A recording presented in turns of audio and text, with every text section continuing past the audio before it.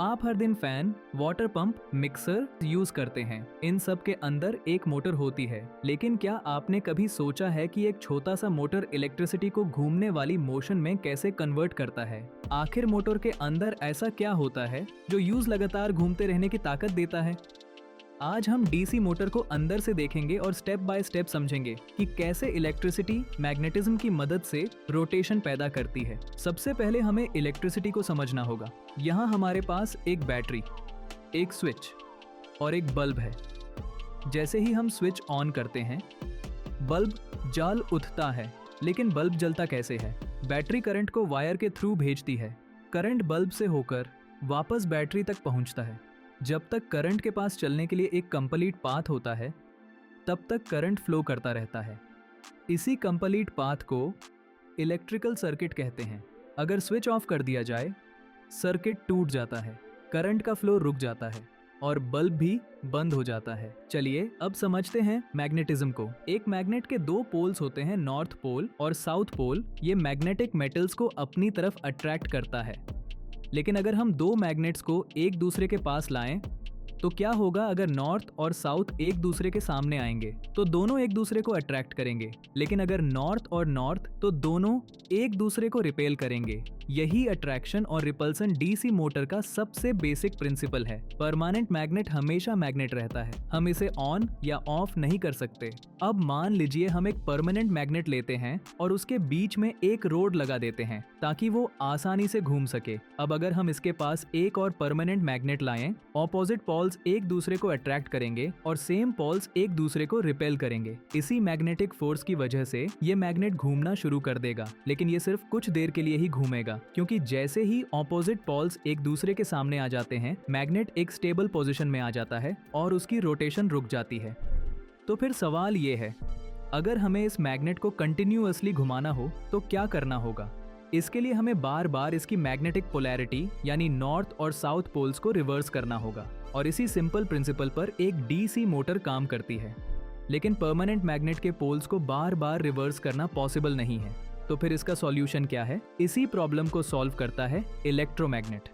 अब मान लीजिए हम एक मेटल बोल्ट लेते हैं और उसके ऊपर कॉपर वायर को कई बार लपेट देते हैं। अभी ये सिर्फ एक नॉर्मल मेटल है, लेकिन जैसे ही हम इस वायर में करंट फ्लो करते हैं, ये मेटल बोल्ट एक मैग्नेट की तरह बिहेव करने लगता है। इसी को इलेक्ट्रोमैग्नेट कहते हैं। परमानेंट मैग्नेट और इलेक्ट्रोमैग्नेट में सबसे बड़ा डिफरेंस ये है कि परमानेंट मैग्नेट हमेशा मैग्नेट रहता है, जबकि इलेक्ट्रोमैग्नेट सिर्फ तब तक मैग्नेट रहता है जब तक उसमें करंट फ्लो हो रहा हो। और सबसे इंटरेस्टिंग बात यह है कि हम इसके नॉर्थ और साउथ पोल्स कंट्रोल कर सकते हैं। अगर हम बैटरी के कनेक्शंस रिवर्स कर दें तो करंट की डायरेक्शन भी रिवर्स हो जाती है, और जैसे ही करंट रिवर्स होता है, इलेक्ट्रोमैग्नेट के नॉर्थ और साउथ पोल्स भी रिवर्स हो जाते हैं। यही फीचर इलेक्ट्रोमैग्नेट को डीसी मोटर का सबसे इम्पोर्टेंट पार्ट बनाता है। अब इस इलेक्ट्रोमैग्नेटिक बोल्ट को घुमाने के लिए परमानेंट मैग्नेट की जगह इलेक्ट्रोमैग्नेट लगाएंगे, और जैसे ही करंट सप्लाई देंगे, इलेक्ट्रोमैग्नेट ऑन हो जाएगा और साइड वाले मैग्नेट को अट्रैक्ट करेगा। अब वायर को बदल देते हैं, इसे इलेक्ट्रोमैग्नेट के पोल्स चेंज हो जाएंगे और इलेक्ट्रोमैग्नेट घूमेगा। ऐसे ही हम वायर को बदलते रहेंगे तो इलेक्ट्रोमैग्नेट घूमता रहेगा, पर यहाँ हम कंटिन्यूअसली वायर चेंज नहीं कर सकते, इसलिए इसमें सुधार करना पड़ेगा। अब परमानेंट मैग्नेट की जगह कर्व्ड परमानेंट मैग्नेट यूज करेंगे और बोल्ट की जगह एक सिंपल कॉइल यूज करेंगे। जब वायर कनेक्ट होगा, करंट फ्लो होगा और कॉइल इलेक्ट्रोमैग्नेट बन जाएगा। एओलर घूमेगा। ये जब तक घूमेगा टैब तक ऑपोजिट पोल्स सेम डायरेक्शन में नहीं आ जाते, पर अभी भी हमें वायर चेंज करना पड़ रहा है।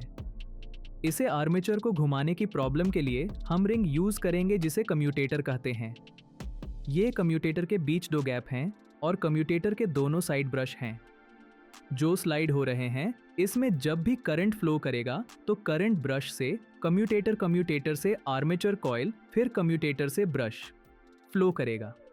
इससे हमारा आर्मेचर घूमेगा, और जब भी आर्मेचर हाफ रोटेशन करेगा तो कॉइल की पोलैरिटी चेंज हो जाएगी। इसे करंट का फ्लो चेंज हो जाएगा और आर्मेचर को एक नया पुश मिलेगा और आर्मेचर कंटिन्यूअसली घूमेगा। और इस घूमने वाली मोशन को टोरके कहते हैं, और ये प्रोसेस कंटिन्यूअसली चलता रहेगा। पहले हम वायर को चेंज करके ये प्रोसेस कर रहे थे, अब ये ऑटोमेटिकली हो रहा है कम्यूटेटर की मदद से। कुछ इलेक्ट्रिक मोटर्स में आर्मेचर में बहुत सारे लूप्स जुड़े होते हैं जिससे मोटर कंटिन्यूअसली घूमती रहेगी और ये हर एक लूप मल्टीपल तारों से बना होता है। इससे ज्यादा शक्तिशाली इलेक्ट्रोमैग्नेट बनता है, इससे ज्यादा टॉर्क प्रोड्यूस होगा और मोटर ज्यादा स्पीड से घूमेगा। आप ये पिक्चर में देख सकते हैं कि मोटर पर तार कैसे लपेटे हुए हैं। इसे मोटर में पावरफुल इलेक्ट्रोमैग्नेट बनता है। और एक तरीका है पावर सोर्स को बढ़ा देना, मतलब पहले से ज्यादा पावर वाली बड़ी बैटरी। चलिए अब मोटर के थोड़े पार्ट्स जानते हैं। ये फिक्स्ड मैग्नेट को स्टेटर कहते हैं और ये मोटर के अंदर फिक्स्ड रहता है। जो बीच में है यूज रोटर कहते हैं और इसके बीच एक शाफ्ट रोटर से कनेक्टेड है और मोटर बाहर से कुछ इस तरह से दिखता है। ये जो आप देख रहे हैं ये डीसी मोटर है। ज्यादातर बैटरी से चलने वाले डिवाइसेस में डीसी मोटर होती है। एग्जाम्पल के लिए इलेक्ट्रिकल मिक्सर, इसके अंदर मोटर लगी होती है। ये मिक्सर मोटर की हेल्प से रोटेट करता है और इसी तरह डीसी मोटर की रोटेटिंग मोशन को हम फैन की ब्लेड्स की मूवमेंट में कन्वर्ट कर सकते हैं। अगर आपको ये वीडियो पसंद आया हो तो वीडियो को लाइक करें और ऐसे ही इंजीनियरिंग कॉन्सेप्ट्स को सिंपल तरीके से समझने के लिए सब्सक्राइब करें। मिलते हैं अगली इंटरेस्टिंग वीडियो में।